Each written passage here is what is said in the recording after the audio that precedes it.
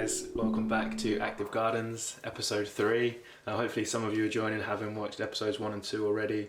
I really hope there was something helpful or useful in there for you.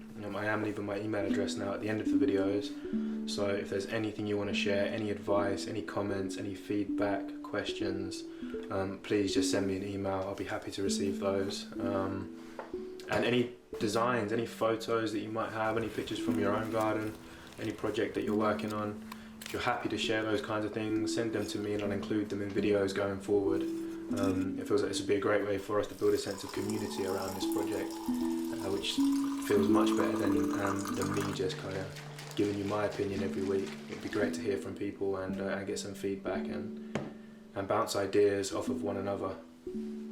Today's subject is soil, so hopefully I feel like the first 3 episodes have been foundational really. In episode 1, hopefully I managed to show you guys just how easy it is to get started with a no-dig approach in the garden.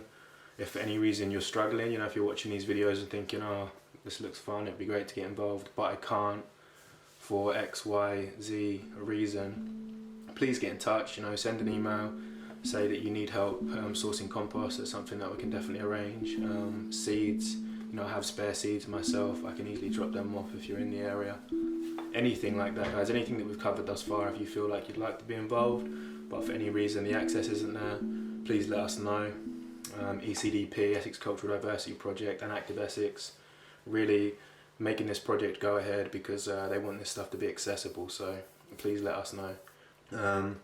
Where was I? Oh yeah, the foundation. So episode 2 then was just really as broad as I could possibly be about seeds. Again, hopefully just showing mainly that this is accessible to anyone, whether you have the pots, the plastic pots, the individual potting medium, all of that stuff, or whether you just have recycled items, a few bits and pieces, a few bits of cardboard, a few bits of plastic that maybe usually you'd put in the recycling and it would get dealt with elsewhere. We're discussing pretty cool ways that we can reuse some of that and recycle within our own homes, which feels good. Leads to soil, and I think between those 3 things, the basic technique, the seeds and the soil, of course we're going to talk about the importance of rainwater, sunshine, all of these things, pest control, weed control, if they're words that we're choosing to use, all of that stuff. I'm also going to cover some compost ideas and tips and basics, so there's much more to come, but it feels foundational for me. Seeds, soil. So today I'm going to hold out on sharing too much information. I'm going to try and resist putting a load of text at the bottom of this video, really slow things down. I've got some really cool ideas in mind for today's episode, hopefully something that you can get involved with the kids or the grandkids or the family members, the younger family members. This should be a fun one.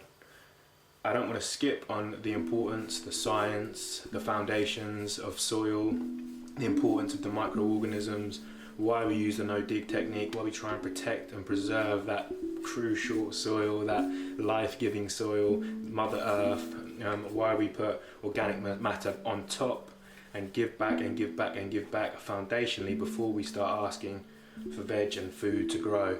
So it's all important stuff. The science is now bringing some pretty cool research and evidence about just how important all of those little microorganisms are, all of the fungal networks, the mycorrhizae, all of the little strands that connect to one another, that speak to one another, the worms that do the digging for us, that move the nutrients around, that aerate the soil. I read somewhere recently that good soil is like 50% matter, salt, not salt, sorry, 50% organic matter, sand, clay, the things that we know are in soil, and 50% air, which if there's one piece of technical information to give, then that's an interesting thing to think about. So we don't dig ourselves in the technique that we're using, but we trust that all important aerating is happening due to all of those microorganisms that we're protecting by not digging the soil and just constantly giving back and letting that be a thriving environment, and letting those nutrients cycle.